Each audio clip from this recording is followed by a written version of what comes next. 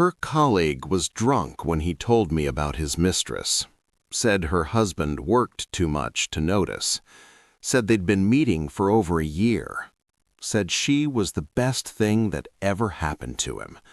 Then he pointed across the room and said, "That's her right there." I watched him point directly at my wife.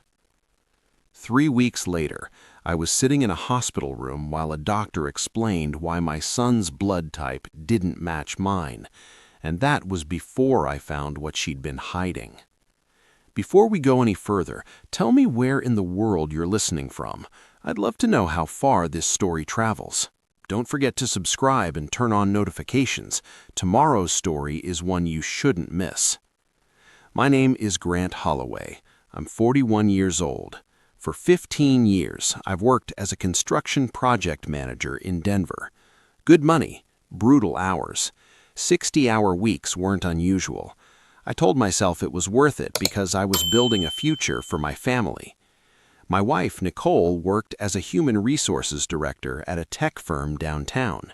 We had 2 kids, Sophie, 6, with her mother's green eyes, Lucas, 4, with dark hair that looked nothing like mine or hers. I never thought twice about it. Kids look like whoever they want to look like. That December night, Nicole spent 3 hours getting ready for her company's holiday gala. Red dress I'd never seen, makeup perfect, hair curled in waves that fell past her shoulders. "You look amazing," I told her. She barely glanced at me. "Don't embarrass me tonight, Grant. These people matter."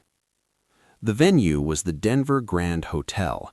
Crystal chandeliers, servers in black ties carrying food I couldn't pronounce. Nicole disappeared into the crowd within 5 minutes of arriving, leaving me stranded at the bar like a coat she'd checked at the door. I watched her across the room.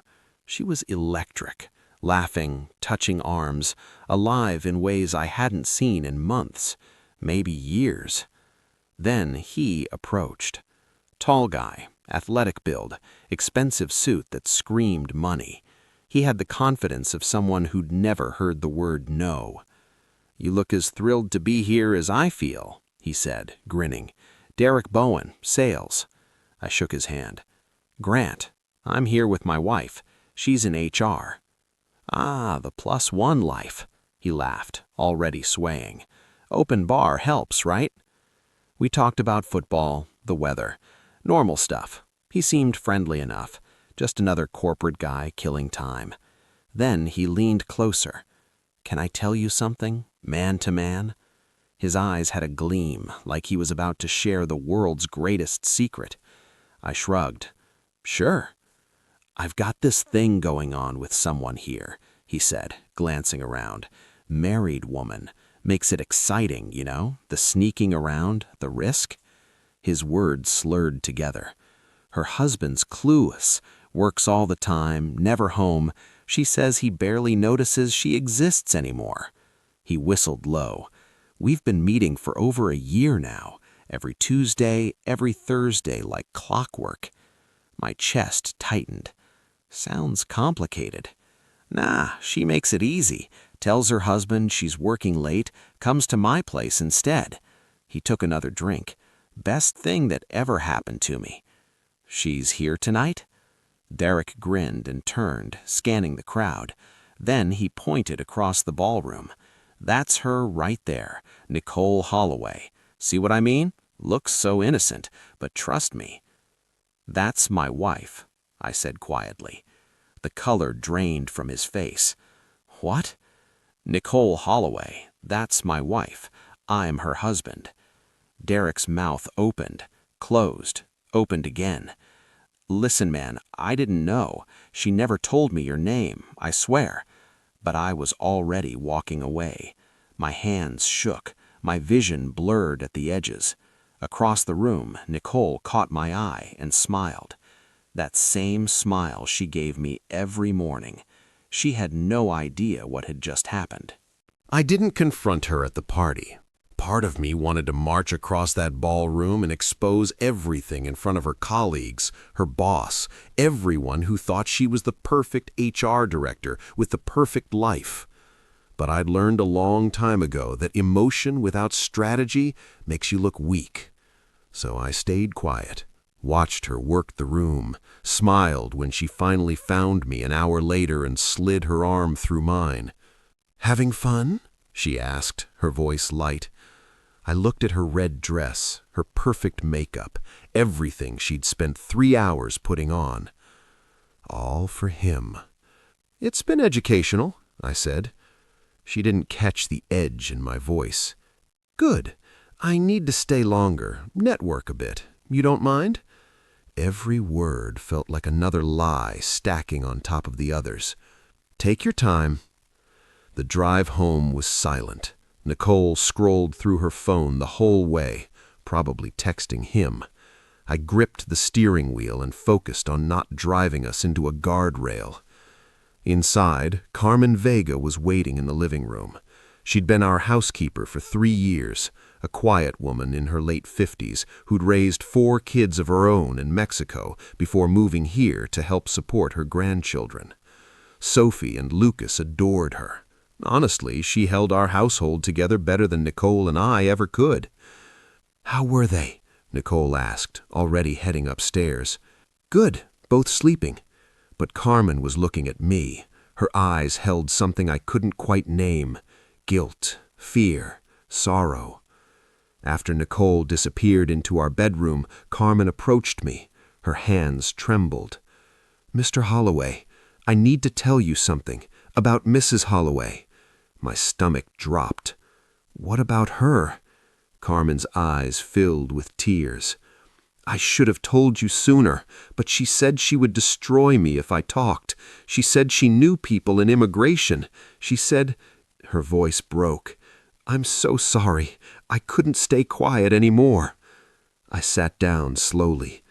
"Tell me everything." Carmen twisted her hands together. "That man, Derek, he comes here, to this house, when you're at work." The room tilted. "How often?" "Every week, sometimes more. Tuesdays and Thursdays always, when you work the late shifts at the job sites." She wiped her face. "They go upstairs, to your bedroom. I've seen them many times." My hands clenched into fists. "While the kids were here?" Carmen nodded, sobbing quietly. "Sophie and Lucas were playing downstairs. I kept them busy. I didn't know what else to do. She told me if I said anything, she would have me deported. She said my papers wouldn't matter. She said she would make sure I never saw my family again." "Your papers are real, Carmen." "Yes, but I was scared. I have grandchildren depending on me. I couldn't risk it." I stood up and put a hand on her shoulder. "This isn't your fault. You did what you had to do to protect your family." She looked at me with desperate eyes. "There's more." "More?" "Mrs. Holloway buys expensive things, jewelry, watches, designer bags, but she never wears them here. She takes them somewhere else. I heard her on the phone once talking about a place across town, a condo. She was laughing about how you would never find it." I felt something shift inside me. The hurt was still there, but now it was joined by something colder. She hadn't just betrayed me. She'd built an entire hidden life. What would you do if you found out your own home had been violated like this? Tell me in the comments. Carmen left an hour later. I sat alone in the living room, listening to the silence, and started making a plan. The next morning, I called in sick for the first time in 4 years. Nicole kissed me on the cheek before leaving for work.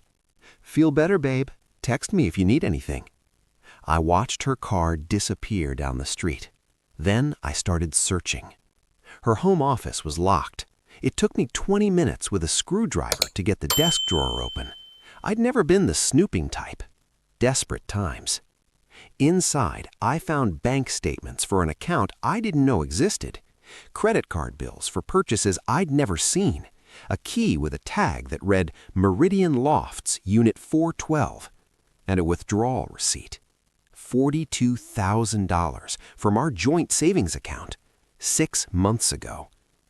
That was my father's money, the inheritance he'd left when he passed last year, money we'd agreed to save for Sophie and Lucas's college funds.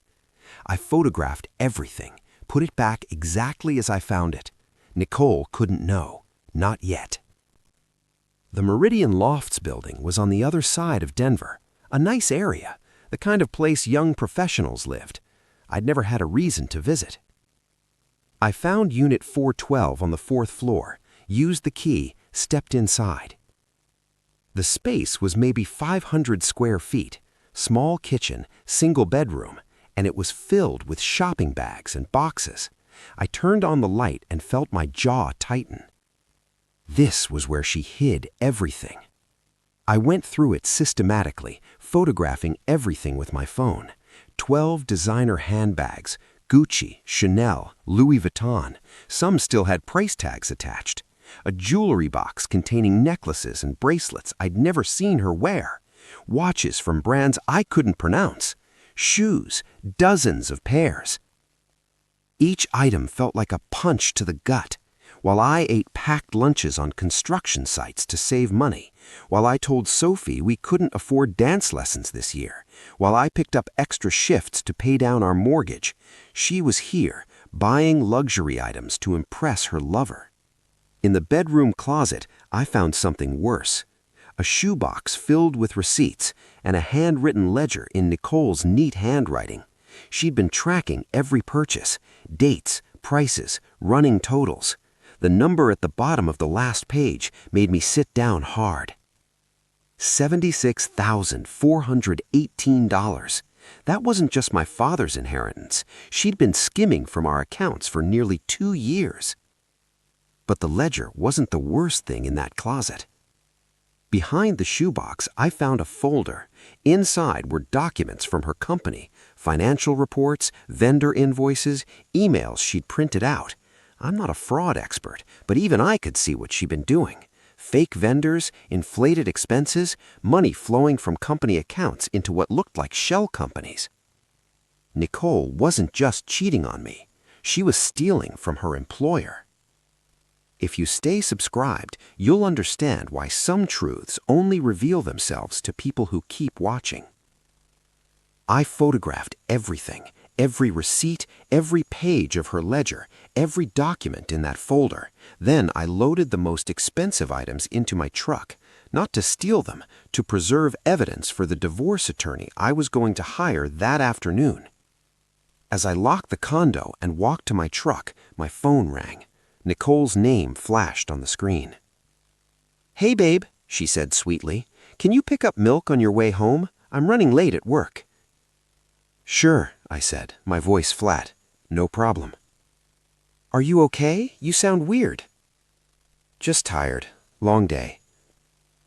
"Well, try to perk up before dinner. The kids will want to see Daddy smile." I hung up and gripped the steering wheel.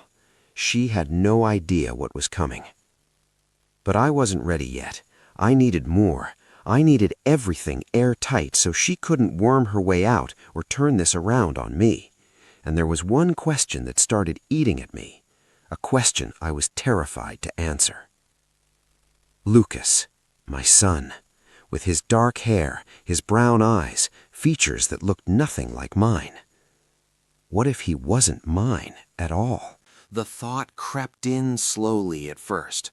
Lucas, my son, 4 years old, dark hair, brown eyes, a face that looked nothing like mine. I tried to push it away. Kids don't always look like their parents. Genetics are unpredictable. Sophie had Nicole's green eyes. Maybe Lucas just took after some distant relative I'd never met. But Derek's words kept echoing in my head. Over a year, every Tuesday and Thursday, like clockwork. Lucas was 4. The affair had been going on for at least a year, maybe longer. Who knew what Nicole had been doing before Derek? I ordered the paternity test kit 3 days after finding the condo, paid extra for discreet packaging and expedited results. When it arrived, I waited until Nicole took Sophie to her gymnastics class. Carmen was off for the weekend, just me and Lucas in the house. "Hey, buddy, come here." Lucas toddled over, clutching his stuffed dinosaur. Play, Daddy? In a minute, champ. First, open up. Say, ah. I swabbed the inside of his cheek before he could squirm away. Quick, clinical, like ripping off a bandage. Good job. Here, have a cookie. I swabbed my own cheek, sealed everything in the prepaid envelope, drove to a post office 3 towns over so no one would recognize me. The lab promised results in 5 to 7 business days. Those were the longest days of my life. I went through the motions, work, home, dinner, bedtime routines, but every time I looked at Lucas, I felt this horrible mix of love and dread twisting in my stomach. What if he wasn't mine? What if I'd spent 4 years loving a child who belonged to Derek? And worse, what if I found out he wasn't mine and realized it didn't change anything, because I loved him anyway? Meanwhile, I kept building my case. I hired a private investigator named Frank Caruso, retired Denver PD, came highly recommended by the divorce attorney I'd consulted. Frank started following Nicole and Derek within 48 hours, documenting everything. Your wife's not exactly being careful, Frank told me during one of our meetings at a coffee shop far from my neighborhood. He slid a folder across the table. They meet every Tuesday and Thursday, sometimes Fridays too. Hotels, restaurants, his apartment downtown.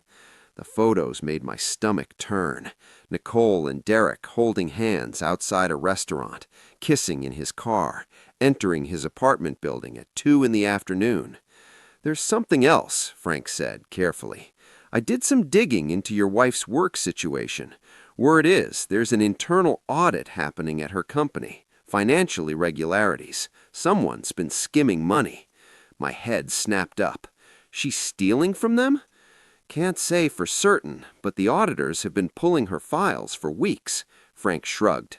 Thought you should know. Could be useful. That night, Nicole was in a strangely good mood. She'd made dinner. Actual dinner, not takeout. She kept touching my arm and asking about my day. You've been so distant lately, she said, reaching across the table. Is everything okay at work?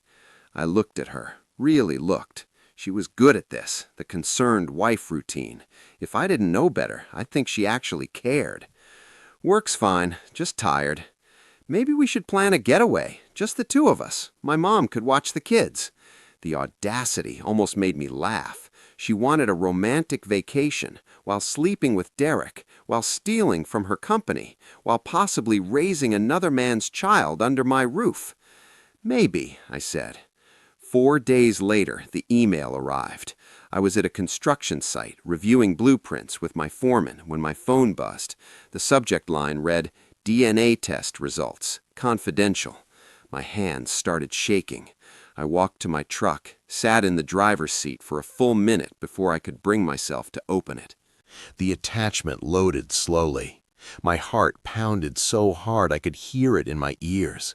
The words blurred together at first. Medical terminology, lab identification numbers, testing methodology. Then I found the section that mattered. I read it once, read it again, read it a 3rd time, convinced I was misunderstanding something.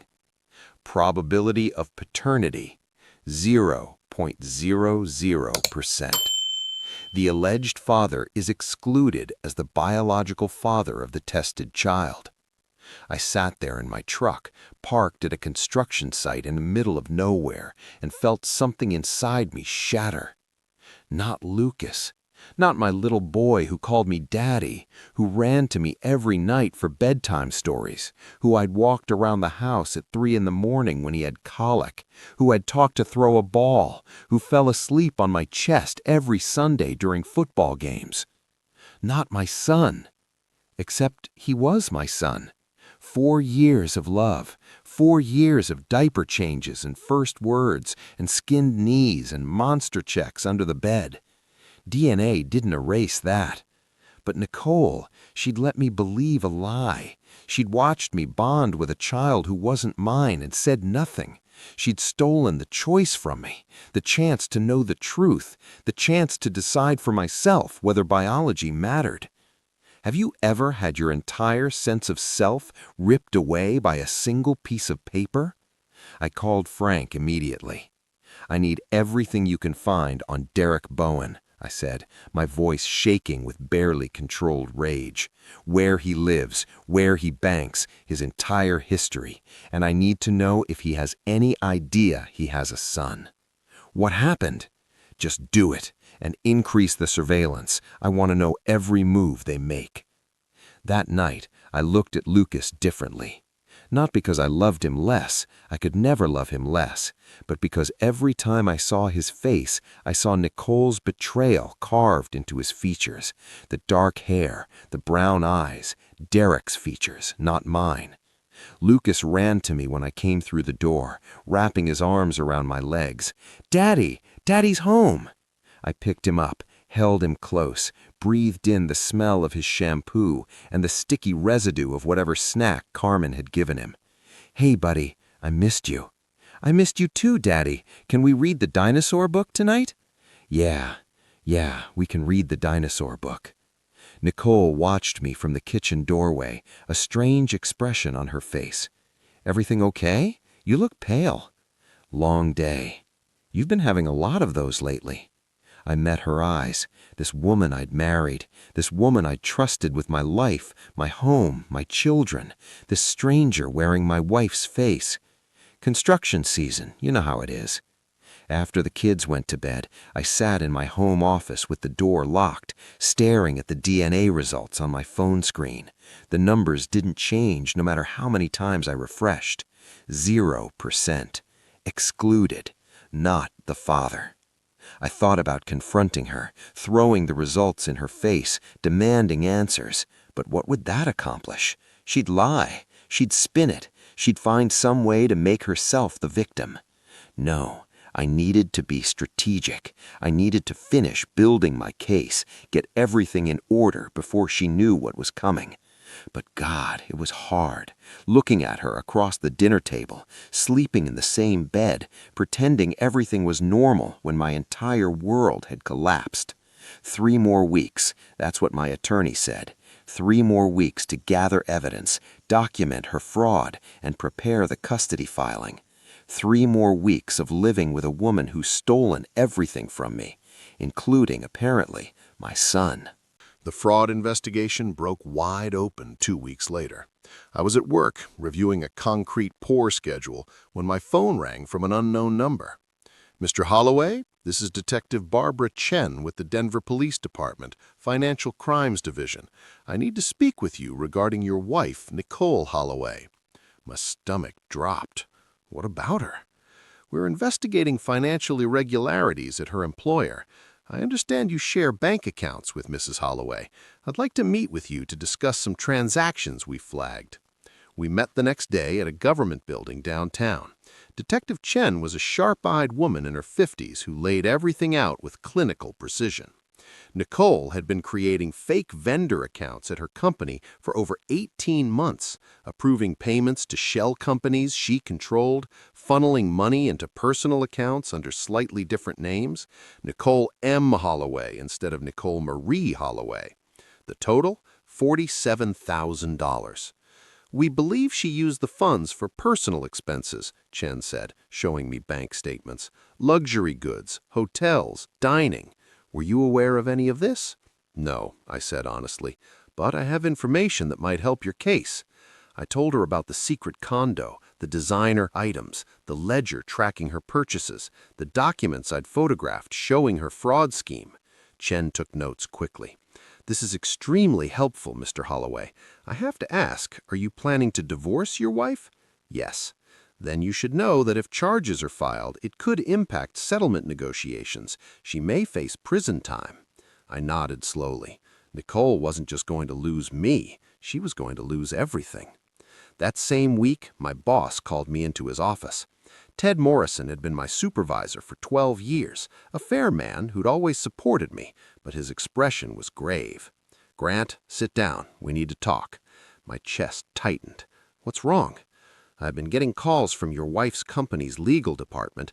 They're asking questions about you, trying to determine if you were involved in any of Nicole's activities." He held up a hand before I could speak. "I told them you're one of the most honest guys I know, but the optics aren't good. Corporate's getting nervous." "Are you firing me?" Ted sighed. Not yet, but I'm getting pressure from above. If this turns into a criminal case and your name gets dragged into it, I might not have a choice. He looked genuinely pained. I'm sorry, Grant. I know this isn't your fault. I left his office feeling like the walls were closing in. My wife was cheating, my son might not be mine, my savings were gone, my wife was facing criminal charges, and now my job, the one stable thing I had left, was in jeopardy. When I got home that night, Nicole was pacing the kitchen, phone pressed to her ear. She hung up immediately when she saw me. "We need to talk," she said, her face pale. "About what?" "The company let me go today. They're claiming I stole money." Her voice cracked. "But I didn't, Grant. Someone's setting me up. You have to believe me." I looked at her. This woman I'd married. This stranger. "Really? That's the story you're going with?" Her eyes widened. "What's that supposed to mean?" "It means I know everything, Nicole. The affair with Derek, the secret condo, the fake vendor accounts, all of it." The color drained completely from her face. "How? You got careless, and now it's all coming down. Grant, please let me explain." "There's nothing to explain." My voice was ice. "I want you out of this house by tomorrow morning." "You can't do that. This is my home, too." "Watch me." I pulled out my phone, showed her a photo of the condo's contents. "I've got evidence of everything. The embezzlement, the money you stole from my father's inheritance, the affair, all of it. Your parents, my attorney, the police, everyone's going to know exactly who you are." Nicole sank into a chair, trembling. "What about the kids?" "I'm filing for full custody of Sophie." I paused, letting the weight of what I was about to say fill the room. "And we both know Lucas isn't mine, don't we?"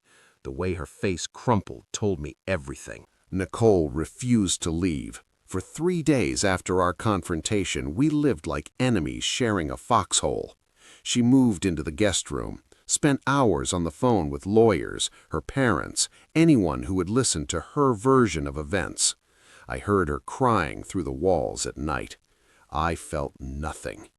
On the 4th day, her parents called. Richard and Carol Bennett, Connecticut money, old family. They'd always looked at me like I wasn't quite good enough for their princess. "Grant, what's this nonsense about divorce?" Richard's voice was cold.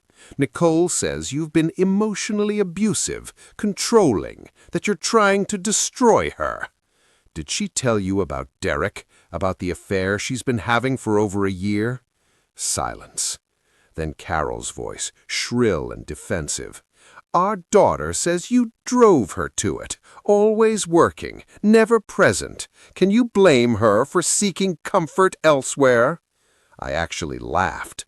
"Comfort? Is that what we're calling adultery now?" "Don't take that tone with us." Richard again. "Marriage requires forgiveness. You made vows." "She stole $42,000 from our children's college fund. She's being investigated for embezzling from her company. She let me raise another man's child while lying to my face for 4 years. I paused. "But sure, let's talk about my tone." "That's a vicious lie," Carol started. I hung up. Their call made one thing clear. Nicole was spinning her story, painting herself as the victim. I couldn't let that stand. 2 days later, I came home from work to find a police officer waiting at my door. "Grant Holloway?" "Yes." He handed me an envelope. "You've been served. Temporary restraining order. You need to vacate the premises immediately." My blood turned to ice. "What?" I opened the envelope, read Nicole's sworn statement claiming I'd threatened her, made her fear for her safety, that she was terrified to be alone with me. Every word was a lie, but it didn't matter. The order was signed by a judge. I had 2 hours to pack a bag and leave my own home. I moved into a motel near my construction site, existed on vending machine food and rage. Carmen texted me daily updates about the kids. Sophie kept asking when Daddy was coming home. Lucas drew me pictures and made Carmen promise to give them to me. Each text was a knife in my chest. The restraining order hearing came 10 days later. Nicole showed up with her attorney, a shark named Victoria Price, who specialized in destroying men in family court. "My client has been living in fear," Price told the judge. "Mr. Holloway has exhibited erratic, aggressive behavior. He's made threats against her safety." My attorney, David Ruiz, stood calmly. "Your Honor, this is a transparent attempt to gain advantage in divorce proceedings. Mr. Holloway has never threatened his wife. What he has done is uncover evidence of her adultery, embezzlement, and fraud." Judge Patricia Simmons, a tired-looking woman in her 60s, reviewed the paperwork carefully. "Ms. Price, do you have evidence of these alleged threats? Witnesses, recordings, text messages?" "My client's testimony, Your Honor." "That's an allegation, not evidence." Judge Simmons looked at Nicole. "Mrs. Holloway, has your husband ever physically harmed you?" Nicole hesitated. "No, but—" "Has he threatened to harm you in a way that anyone else witnessed?" A longer pause. "Not exactly, but the way he looks at me." "I'm denying the restraining order." Judge Simmons' voice was firm. "This appears to be a domestic dispute being weaponized. Mr. Holloway, you may return to your home. I'll see both parties in 30 days for preliminary custody proceedings." Should someone face consequences for lying to a court to destroy their spouse? Let me know what you think. I walked out of that courtroom feeling like I'd survived an ambush, but I knew Nicole wasn't done fighting, and neither was I. 2 weeks after I moved back home, everything changed. It was a Saturday afternoon. Sophie was at a friend's birthday party. I was in the backyard with Lucas, pushing him on the swing set I'd built when he was 2. The same swing set I'd spent an entire weekend assembling because I wanted my son to have the childhood I never did. My son. Even knowing what I knew, I couldn't stop thinking of him that way. "Higher, Daddy, higher!" I pushed him higher, watched him laugh with pure joy, tried not to think about what the future held for us. Inside the house, Nicole was packing. We'd reached an uneasy truce. She stayed in the guest room. I stayed in the master bedroom. We communicated through attorneys and avoided each other as much as possible. Carmen had made lunch, some kind of pasta dish with peanut sauce that Lucas loved. "Lunchtime, buddy." Lucas ran inside, still giggling. I followed, washing my hands at the kitchen sink while he climbed into his booster seat. Carmen served him a plate. He took 3 bites. Then his face changed. It happened fast. One second he was chewing happily. The next, his eyes went wide with panic. His hands flew to his throat. Red welts erupted across his skin. "Lucas?" He couldn't answer. His lips were swelling. His breathing turned to a horrible wheeze. "Lucas!" I grabbed him from the chair. His body was hot, too hot. His eyes rolled back. Carmen was screaming something in Spanish. Nicole came running from the guest room. I was already dialing 911, holding my son's convulsing body against my chest. "My son's not breathing. He's having some kind of reaction. He's 4 years old. Please!" The next minutes blurred together. Paramedics, sirens, the inside of an ambulance. Nicole rode with us, her face white with terror. I held Lucas's hand while they injected him with something. "Severe anaphylaxis," one paramedic said. "Do you know what triggered it?" "He was eating pasta, peanut sauce. He's eaten peanuts before. Sometimes allergies develop suddenly. We need to stabilize him." At the hospital, they rushed Lucas through double doors. A nurse stopped us from following. "You need to wait here. The doctors are with him now." I stood in that waiting room covered in my son's vomit and felt more helpless than I ever felt in my life. Nicole paced beside me, mascara streaking down her cheeks. Neither of us spoke. An hour passed, then 2.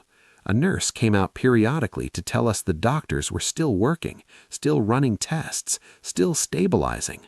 Finally, a doctor emerged. Young guy, exhausted eyes. His expression made my heart stop.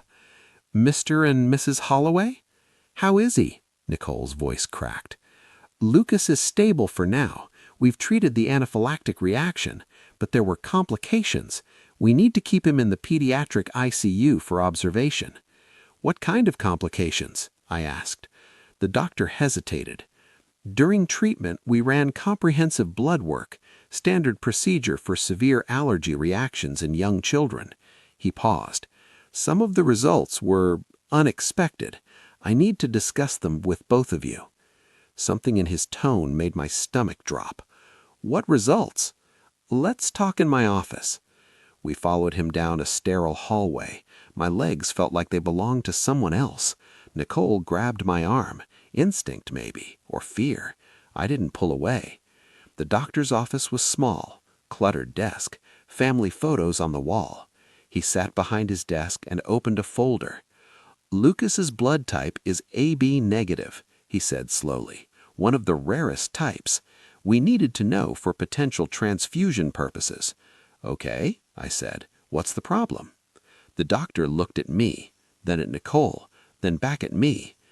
Mr. Holloway, your blood type is O positive. Mrs. Holloway, yours is A positive. I didn't understand. So it's genetically impossible for two parents with those blood types to produce a child with AB negative. He paused. I'm sorry. I know this isn't the news you expected, but based on the blood work, Lucas cannot be your biological son. Nicole made a sound like someone had punched her. I couldn't breathe. The world tilted sideways, and all I could think was, I already knew. I already knew, and it still hurts.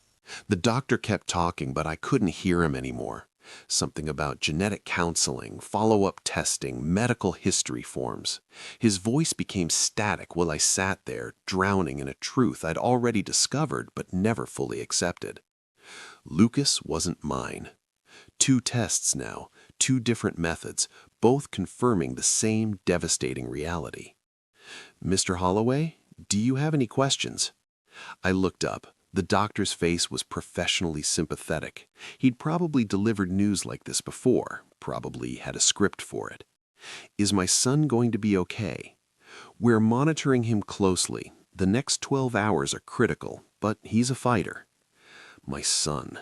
I'd called him my son without thinking, because that's what he was, what he'd always been. Biology be damned. Nicole was crying quietly beside me. She hadn't looked at me since the doctor's revelation. I need to see him, I said.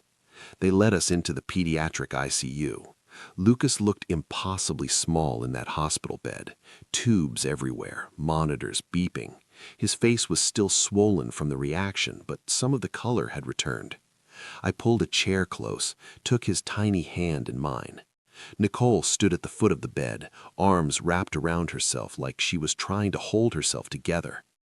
Grant, don't. Please, let me explain. There's nothing to explain. You lied. For 4 years, you let me believe. My voice broke. I couldn't finish. We sat in silence for hours. Nurses came and went. Machines beeped. Lucas slept. Around midnight, Nicole finally spoke again. I didn't know, she whispered. When I got pregnant with Lucas, things with Derek hadn't started yet, or at least she stopped, took a shaky breath. I thought he was yours. I really did. I didn't respond. I wasn't sure I believed her. I wasn't sure it mattered. Around 2 in the morning, I stepped out to get coffee. My phone buzzed, an email notification. I almost ignored it, but the sender caught my eye, the DNA testing company I'd used weeks ago. Subject line, urgent, corrected results. My hands trembled as I opened it. Dear Mr. Holloway, we are writing to inform you of a critical error in your recent DNA paternity test results. Due to a laboratory sample contamination, the original results reported to you were incorrect. Please find the corrected results attached. We sincerely apologize for any distress this error may have caused. I opened the attachment. The words swam before my eyes. Corrected probability of paternity, 99.97%. The alleged father is not excluded as the biological father of the tested child. I read it again, and again, and again. Lucas was mine. But wait, the blood type. The hospital said it was genetically impossible. I found the attending physician at the nurse's station 10 minutes later, showed him the corrected DNA results, and demanded answers about the blood type. He pulled Lucas's chart, frowned, made a phone call to the lab. 20 minutes later, he came back looking embarrassed. "Mr. Holloway, I owe you an apology. In the chaos of the emergency, there was a sample mix-up. Another pediatric patient was brought in around the same time as your son. Their blood work was accidentally associated with Lucas's chart." He shook his head. "It shouldn't have happened. Your son's actual blood type is A positive, completely consistent with you being his father." I stood there in that fluorescent hallway and felt the ground shift beneath me. 2 labs, 2 catastrophic errors, weeks of believing my son wasn't mine. But he was. He always had been. I walked back to Lucas's room in a daze. Nicole was asleep in the chair beside his bed, her hand resting on his arm. I looked at my boy, my biological son, the child I doubted, the child I loved anyway. The relief was overwhelming, but it didn't fix anything. The affair was still real, the fraud was still real, the lies, the deception, the year of betrayal, all still real. Lucas being mine didn't change who Nicole was. Around 6 in the morning, Lucas opened his eyes. "Daddy?" I leaned close, tears streaming down my face. "I'm here, buddy. Daddy's here." "My throat hurts." "I know. The doctors are going to make it better." "Don't leave." "Never." I kissed his forehead. "I'm never leaving you." Nicole woke up. Our eyes met across Lucas's bed. I saw hope flicker in her expression. Hope that this crisis had changed something between us, that almost losing our son had reset everything. I shook my head slowly. Her hope died. "The tests were wrong," I said quietly. "All of them. Lucas is mine. Lab errors, both places." Nicole's face crumpled with relief, then confusion, then something darker as she realized what I wasn't saying. "But we're still done. Yeah, we're still done. Lucas was my son, but Nicole was no longer my wife. Some corrections come too late." The final custody hearing came 9 months after that night at Nicole's holiday party. 9 months of lawyers, depositions, evidence reviews. 9 months of watching Nicole's carefully constructed life collapse piece by piece. The fraud charges came first. Detective Chen built an airtight case. Nicole pleaded guilty to embezzlement, $47,000 from her employer. The judge gave her 3 years probation, full restitution, and a felony on her record that would follow her forever. Derek disappeared the moment the investigation went public, stopped returning her calls, blocked her number. Turns out affairs are less exciting when they come with criminal charges and public humiliation. Nicole moved back to Connecticut. Her parents took her in, though from what I heard, the relationship was strained. Their perfect daughter wasn't so perfect anymore. The custody hearing was almost anticlimactic after everything else. Judge Simmons reviewed the evidence my attorney presented: the affair, the embezzlement, the secret condo, the stolen inheritance, the false restraining order, Nicole's pattern of deception and financial irresponsibility. Nicole's attorney tried to argue that she'd made mistakes but was still a good mother, that the children needed her, that I was trying to punish her by taking them away. Judge Simmons wasn't convinced. "Mrs. Holloway," she said from the bench, "this court has reviewed extensive evidence of dishonesty, financial misconduct, and manipulation. Your actions demonstrate a consistent pattern of prioritizing your own interests over your family's well-being." She paused. "Mr. Holloway is awarded primary physical and legal custody of both minor children. Mrs. Holloway will have supervised visitation twice monthly. She will pay 60% of the children's expenses and reimburse Mr. Holloway $42,000 for the misappropriated inheritance funds." Nicole sat at the defendant's table, crying silently. Her parents, who'd flown in for the hearing, looked shell-shocked. They'd finally seen all the evidence, every receipt, every photograph, every lie documented and presented in clinical detail. Their perfect daughter's image had shattered completely. Richard approached me in the hallway afterward. His face was gray, older than I remembered. "Grant, I owe you an apology. We didn't know the extent of what Nicole had done." "You didn't want to know," I corrected. "You heard what you wanted to hear." He nodded slowly. "Can we still see the grandchildren?" "That's up to the courts and the supervised visitation schedule, but I won't keep Sophie and Lucas from knowing their grandparents." I paused. "As long as you're honest with them about why things are the way they are." 8 months later, things are different. Better. I got a promotion at work. Ted finally recognized that the drama was behind me, and I was back to being the reliable project manager he'd always known. The raise helped me rebuild our savings and keep Carmen on full time. Sophie started 2nd grade. She's thriving, making friends, asking fewer questions about why mommy lives so far away now. Lucas recovered fully from the allergic reaction.